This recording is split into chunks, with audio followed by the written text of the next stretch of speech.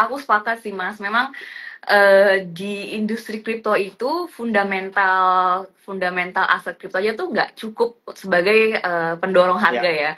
Jadi kita bisa aja nih udah ngeriset terus kita ngeliat wah nih project fundamentalnya bagus nih terus kita kayak ya udah beli sekarang. Tapi ternyata kenyataannya setelah dibeli harganya nggak langsung naik, tapi dia bisa aja stagnan atau bahkan dia turun dulu terus dia naiknya ketika ada momentum berita-berita yang dikeluarin kan. Kayak kita contoh beritanya nih tadi misalnya trader tuh paling suka manfaatin trading kalau misalkan ada berita kayak project yang ngumumin partnership, launching produk baru gitu. Ada upgrade jaringan gitu juga biasanya ngaruh ya. Apa? Upgrade jaringan. Oh ya. Kayak gitu juga. Terus kalau secara makro ya berita positif tuh yang pertama udah pasti ETF Bitcoin ya. Jadi kalau ada berita positif ETF itu biasanya rata-rata mau itu Bitcoin ataupun altcoin hijau gitu kan. Terus nah ini juga lucu nih Mas. Kadang tuh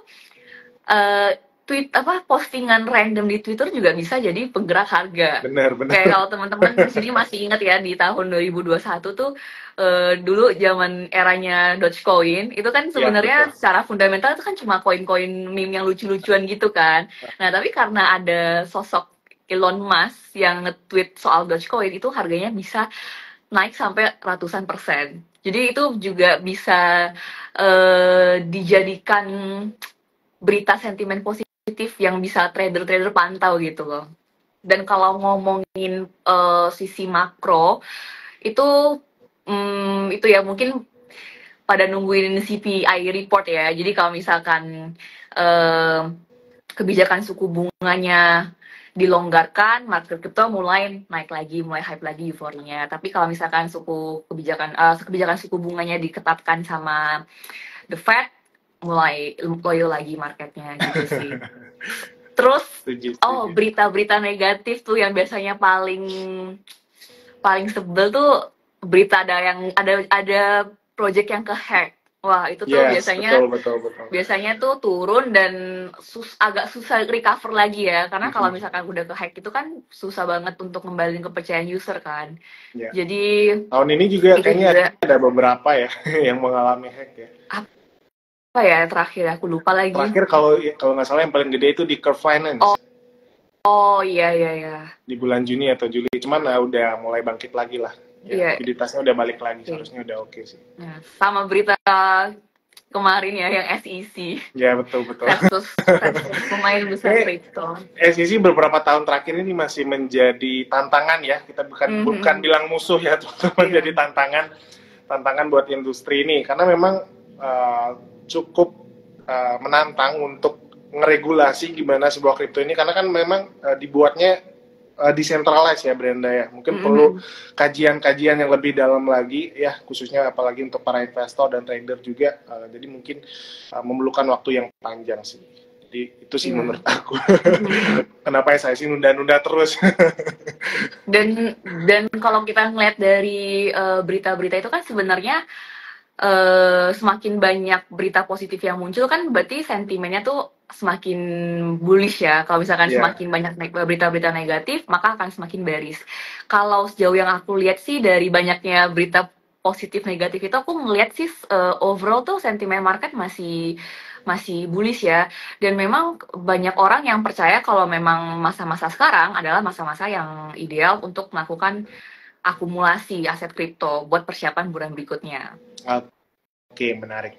Nah, itu tadi udah dikasih tips sama Brenda buat teman-teman pantau berita-berita apa aja yang kira-kira bisa bersifat bullish atau negatif ke kripto ya. Nah, mungkin kita sambil beralih ke teman-teman ya. Jadi kita lihat udah ada beberapa pertanyaan. Ya, tadi soal altcoin apa aja yang menarik udah disebutkan. Nah, ini ada values. Bagusnya berapa persen sih Kak yang harus diinvestasikan uang dari modal yang kita miliki? Wah, ini sangat apa sih customize ya? Iya, ini tergantung kalian juga ya. Jadi sebelum kita bisa bilang mulai investasi sebenarnya ada hal-hal yang harus kita bereskan ya, personal finance kita ya. Kayak kita harus kalau masih punya utang bayar utang dulu, kalau belum punya dana darurat kumpulin dulu. Jadi kalau misalkan pos-pos tadi udah aman dan kita memang ada uang dingin, ya aku bakal pakai buat investasi gitu loh. Karena aku ngerasa pertama aku ngeliat risk reward saat ini tuh bagus banget. Jadi kayak aku ngerasa sayang banget loh sekarang kalau kita nggak mulai investasi di tengah transisi market bear ke bull gitu. Jadi aku ngerasa ini kesempatan yang nggak datang dalam waktu dekat lagi gitu loh. Kan kalau mau ngulang kayak gini lagi masih nunggu mungkin 4 tahun lagi. Betul. Kalau masih ada gitu momentumnya. Jadi aku merasa kalau misalkan selagi kita punya uang dingin, kita punya uang nganggur, ya bisa lah kita investasikan. Atau yang tadinya tiap malam minggu keluar jajan, sekarang udah mulai bisa kurang-kurangin nih. Buat nyicil-nyicil gitu, kalau aku sih. Oke. Jadi secara garis besar tadi yang aku tangkap teman-teman, investasi itu boleh, tapi asalkan pakai uang dingin ya teman-teman ya. Mungkin ada tagihan-tagihannya dibayar dulu. Ya diselesaikan dulu ya, kebutuhan pokoknya dipenuhi dulu. Jadi pasti sih pakai uang dingin lah ya teman-teman. Apalagi tadi udah di-mention, ini mungkin kesempatan yang teman-teman kalau lewati harus nunggu di tahun 2026 ya, karena kan kalau kita lihat kan ada siklusnya ya, 2 tahun setelah Bitcoin halving itu koreksi, ya itu udah terjadi dari tahun 2013. Oke, kita tapi juga jangan gara-gara mikirnya wah ini pasti cuan langsung all in gitu kan, karena kan balik lagi ya, kita beli hari ini nggak langsung naik harganya kan, mungkin dia bakal turun lagi gitu loh. Jadi jangan sampai kita jadi nggak makan gara-gara investasi. Iya betul. Jadi teman-teman kalau udah pakai uang dingin ya Kak Brenda harusnya lebih tenang ya investasinya, karena udah ada cadangan nih buat kebutuhan hidup atau pakai bayar kewajiban-kewajibannya. Oke, kita beralih lagi karena udah menarik banget nih pertanyaan-pertanyaan dari teman-teman. Ada pertanyaan dari Kak Putri Setiawan. Kak, worth it gak sih kalau nyicil Bitcoin sampai tahun 2025? Nah, itu kira-kira mungkin bisa dikasih tahu apakah historicalnya itu ngaruh ketika adanya Bitcoin halving? 2025, kalau aku sih, aku pribadi akan terus menyicil ya selagi ada uangnya. Cuma memang aku adalah tipikal investor yang lebih agresif. Jadi aku nggak cuma di Bitcoin aja, tapi aku juga melirik altcoin lain. Jadi kalau ditanya aku nyicil nggak, ya aku nyicil, tapi nyicilnya aku pisah antara Bitcoin dan altcoin gitu. Oke, jadi lebih worth it lagi kalau nyicilnya dari sekarang. Nah, itu jangan nyicilnya pas udah keburu naik tinggi banget baru FOMO pengen beli kan. Ya, apalagi nanti nyicilnya pas baru dipucuk kayak di tahun 2021 pada banyak banget yang masuk di kripto akhirnya rugi di 2022 ya. Karena kan turunnya dalam banget. Oke, kita beralih lagi nih ke beberapa pertanyaan ya. Karena ini udah menarik. Nah, ini tadi mungkin ada yang di-mention dari pertanyaan dari Kak Bahtia Dondo.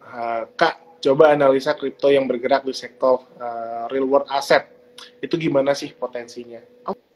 Oke. Jadi kenapa narasi real world asset ya? Kalau aku sendiri melihat sebenarnya real world asset itu adalah konsep di mana aset-aset di dunia nyata ini kita tokenkan kan, biar gampang diperjualbelikan di blockchain. Nah, aku merasa ini tuh bisa mempermudah perdagangan aset-aset di dunia nyata. Misalkan contohnya kemarin aku sempat post di sosial media aku ambil contoh kita beli emas. Kalau di traditional finance kan kita beli emas ya kita datang ke toko beli emas fisik kan. Nah, kalau misalkan emas tadi di tokenize ke dalam blockchain, kita tuh bisa beli emas ya beli token aja, token PXG ya kalau sekarang yang token yang representasikan 1:1 dengan emas tuh PXG. Jadi ya itu kita beli PXG ibarat kita beli emas gitu. Jadi kita nggak perlu lagi harus ke toko beli fisiknya gitu. Dan kenapa RWA ini menarik? Karena ini juga bisa jadi salah satu sumber yield di DeFi. Kalau kan di DeFi yang sebelum-sebelumnya kita kan sering dengar pertanyaan skeptis ya Mas ya, kayak kok bisa sih DeFi ini ngasih yield yang gede banget ratusan %. Ini sustain nggak sih yieldnya? Nah, RWA ini bisa kasih potensi yield yang dihasilkan DeFi ini sustain. Soalnya yield itu didapetin dari aset-aset di dunia nyata gitu loh. Kayak misalkan kalau MakerDAO itu mereka punya cadangan dalam bentuk treasury bills. Jadi memang ketika kita staking stablecoin-nya DAI itu, kita dapetin yield itu dari bunga treasury bills-nya. Jadi bisa lebih sustain gitu loh. Nah, tadi pertanyaan apa lagi? Coba analisa kripto-kripto yang gimana potensinya ya. Dan kalau kita ngomongin real world asset ini memang dia tuh gede banget sektornya, karena kita harus melihat dari sisi blockchain-nya, layer satu mana nih yang ngebuat project-project RWA ini. Terus kita harus melihat ada sektor oracles-nya yang ngasih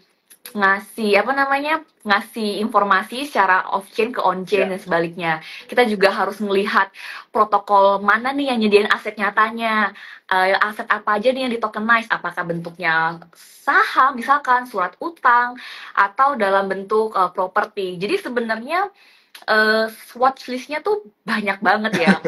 Ada, kalau aku kemarin bikin ngeliat dari blockchain-nya apa aja, terus ngeliat dari oracles-nya, terus ngeliat dari regulatorinya, terus ngelihat dari protokol penyedia asetnya gitu. Oke, menarik. Tadi aku udah menangkap beberapa ya. Tadi aku boleh spill nggak nama-nama koinnya Kak Brenda? Iya boleh. Tadi kalau nggak salah ada disclaimer ya teman-teman, nih baru watchlist doang. Baru watchlist ya teman-teman. Tapi bukan rekomendasi untuk beli sekarang. Iya betul. Tadi kalau nggak salah itu dengar MakerDAO ya. MakerDAO punya stable coinnya itu DAI. Mungkin teman-teman di sini nggak tahu DAI itu merupakan stable coin yang diterbitkan MakerDAO ya. Tapi kalau kalian mau terbitin stable coin tersebut, kita harus taruh kolateral dulu kayak. Harus mengagunkan aset kita dulu untuk nerbitin stablecoin itu. Tapi itu menarik sih cara kerjanya, dan juga nilainya itu kan di-peg dengan US dollar. Jadi utility-nya udah kelihatan banget teman-teman. Selanjutnya juga ada Chainlink juga jadi salah satu yang paling menarik nih. Ya, dari Oracle-nya ya, secara harga juga sangat menarik karena udah breakout setelah 18 bulan konsolidasi. Ya, terus juga ada yang menarik tadi aku lupa nih, Kak Brenda sempat mention setelah Chainlink, ada yang lain nggak Kak kira-kira untuk blockchain-nya? Blockchain layer satunya. Oke, jadi layer 1 mungkin teman-teman bisa pertimbangkan juga ya, karena ini yang memang di customize buat RWA tuh blockchain apa sih gitu loh. Ya betul. Jadi menarik banget nih soal RWA ya. Semoga ini bisa jadi narasi selanjutnya ya teman-teman. Kita harap semoga bakal terjadi. Oke, tadi kita udah bahas dan udah beralih ke teman-teman juga. Mungkin ada 2 pertanyaan dari aku ya, karena waktu kita terbatas, sayang sekali cuma 1 jam. Nah, kalau menurut Kak Brenda nih, tantangan ketika berinvestasi di altcoin itu biasanya apa sih? Simpelnya, kalau kita lagi di market bullish, itu kan kalau harga Bitcoin naik, harga altcoin biasanya akan naik lebih tinggi lagi kan. Nah, kebalikannya juga nih, kalau misalkan Bitcoin-nya tiba-tiba harganya turun dikit aja, altcoin itu biasanya udah berdarah-darah banget kan, udah turunnya lebih gede.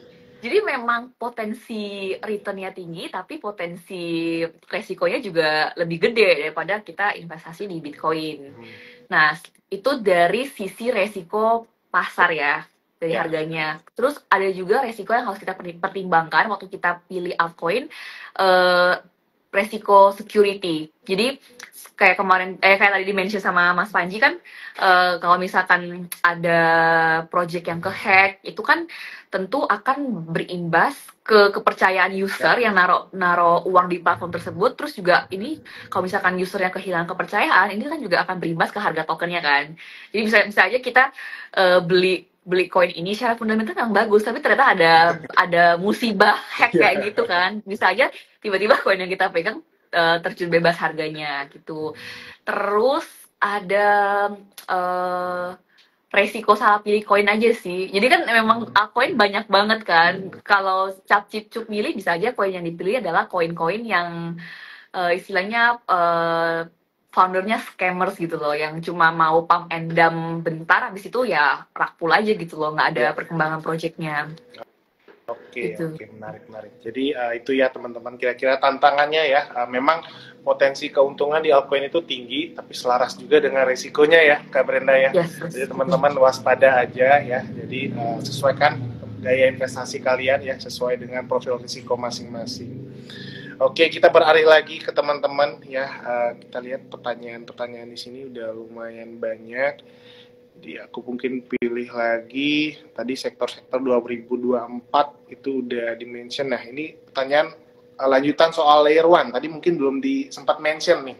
Kira-kira layer 1 yang menarik itu apa sih? Apakah altcoin layer 1 akan menjadi altcoin paling bullish?